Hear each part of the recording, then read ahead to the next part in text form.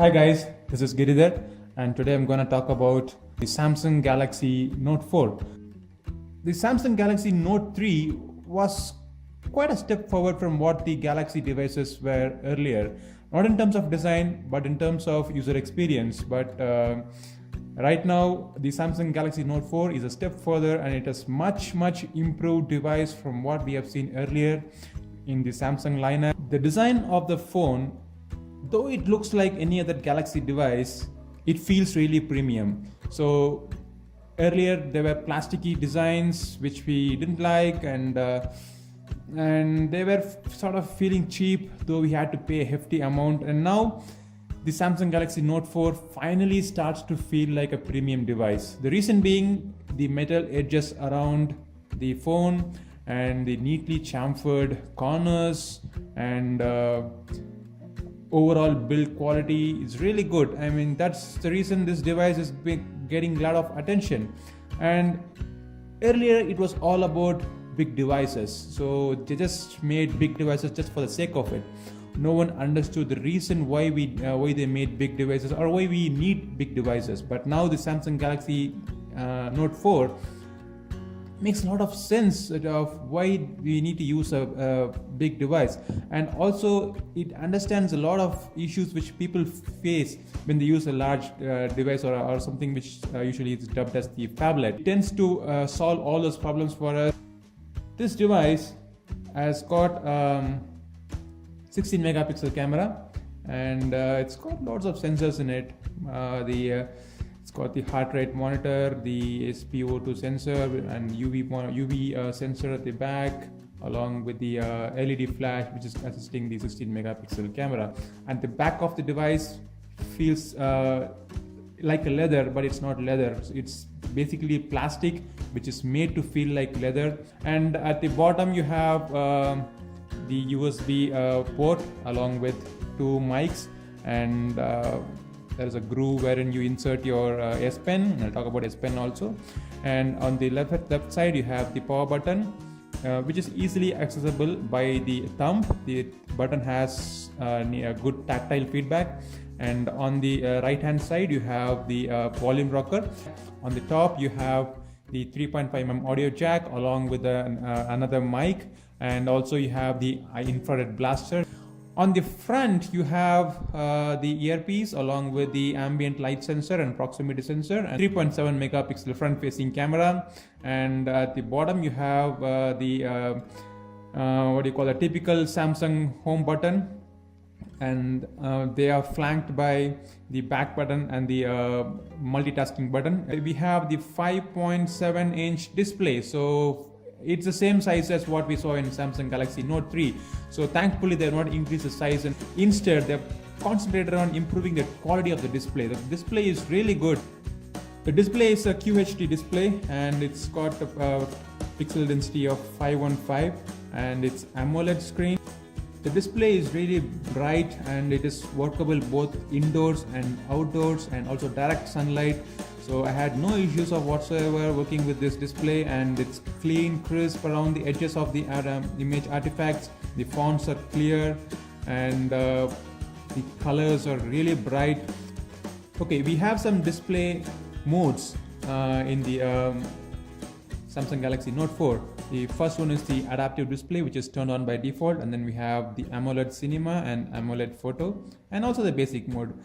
I have found in my experience that the basic mode and adaptive display are very close to being natural, and the AMOLED Cinema completely increases the warmth and dynamic color range, and the AMOLED Photo also does something similar to that, which I am not a big fan of. So when you dramatize something, it doesn't stay close to heart, and what stays close to heart is what is really natural. So the adaptive display and the basic modes really kind of give you a natural feel. This device runs on Android 4.4.4 out of the box, and it's got the TouchWiz UI in it, which I'm not a big fan of because of their primitive design language. Hopefully they would kind of upgrade it and give a better design when it comes to Lollipop update.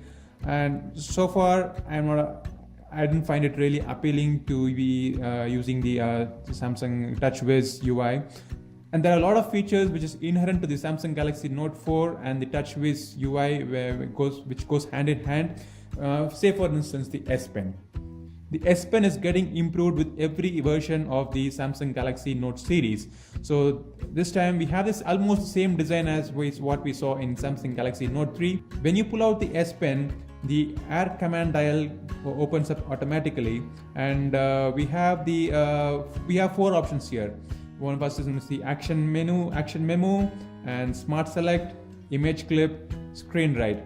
So I'm not sure why would anyone use the smart select, image clip or screen write functionalities, but action memo is something which I found really interesting.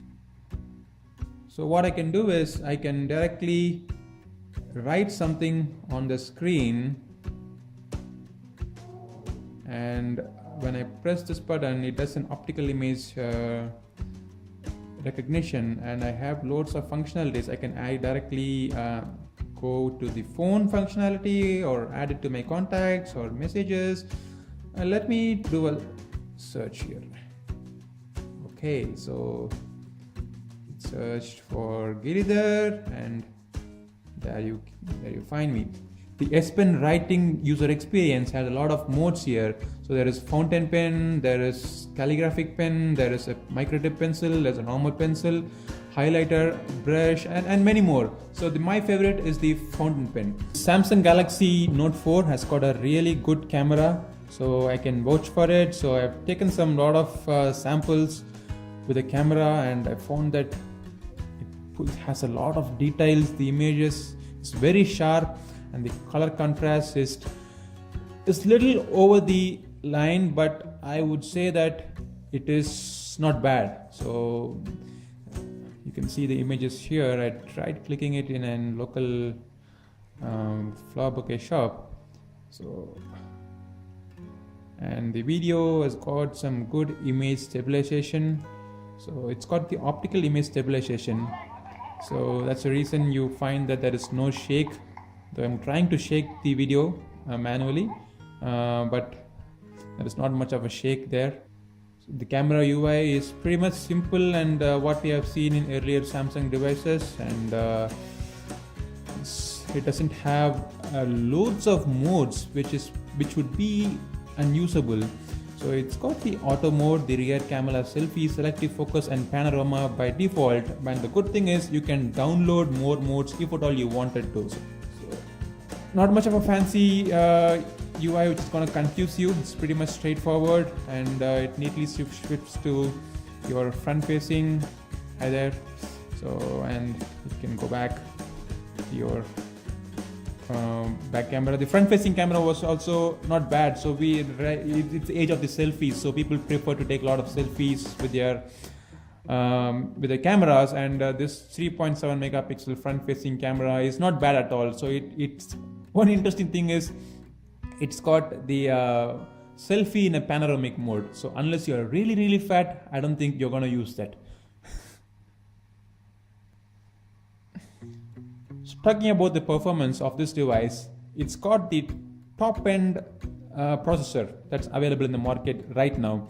So it's got the Snapdragon Qualcomm 805 chipset with a processor which is clocked at 2.6 gigahertz. It's Crate 450 architecture, and it's got a dedicated graphic processing unit which is also the latest, the Adreno 420, and I see no lag or whatsoever in the UI. So it's really fast to use this device. I've used this device for over a week, and I've installed like loads of apps.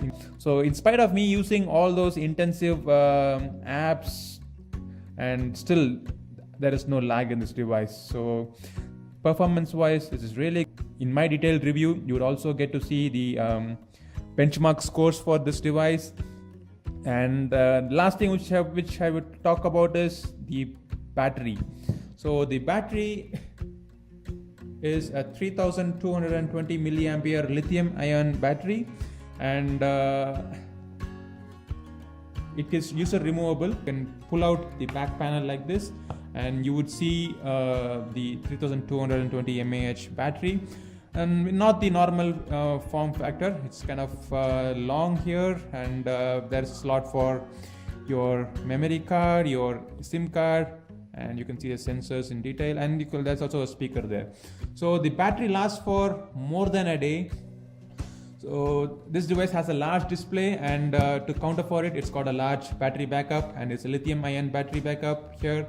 And the speaker also really loud, and only one minor cribbing which I would have is it's a mono speaker. If it had been a dual speaker, front facing or back facing, I don't mind. If it has been a dual speaker, the effect of gaming would have been really great. Overall, this device is a great device. So it's little pricey. It's around 52,000 or even 57,000, I believe, in some market. It's a great buy, but it is the most sought after flagship device of the year. And if you decide to go and buy the best device of the year, Samsung Galaxy Note 4 is the device to buy and is the device to own. Catch up with me on my next video. Until then, it's Giridhar signing off. Thank you. Bye bye.